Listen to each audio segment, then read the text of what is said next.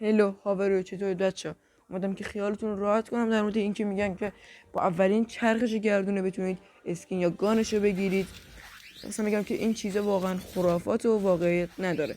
نکنید. من اومدم تو این گردونه این کارا رو کردم، گفتم بزنید اینجوری کنید،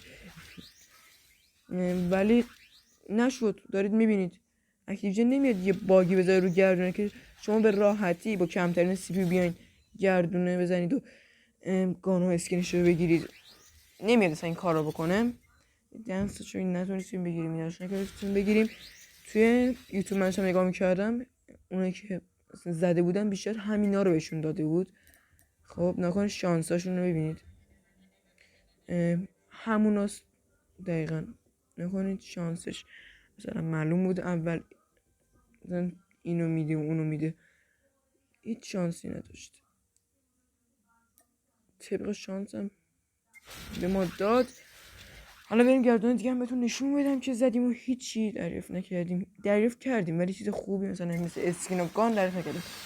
این گردونه خیلی باگ داشت، گفتن ما زدیم فقط دنسش رو تونستیم بگیریم.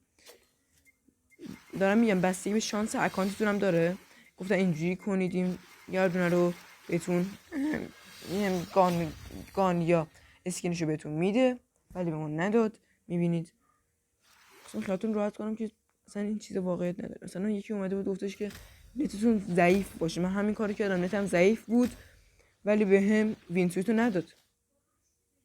حالا اسم نمیبرم کی گفتش بیان اینجوری کنید نتتون ضعیف باشه یا وینسویت بزنید رو دنس بزنید، بهمون نداد. مگه میشه؟ و چرا میای ویدیو میذاری میگی 100% تضمینی؟ این چیزا با خدای واقعیت نداره. تامنیل ویدیو هم زدم که مثلا بیاین با اولین چرخش گردونه بیاین و اسکین و گانو بگیرید که این چیزا رو بهتون بگم.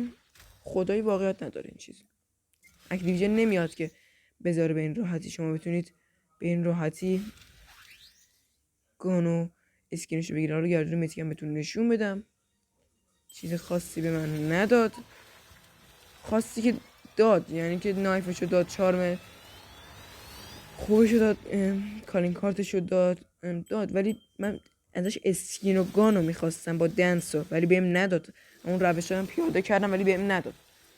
شما رو به خدای بزرگ میسپارم. خداحافظ. گود بای.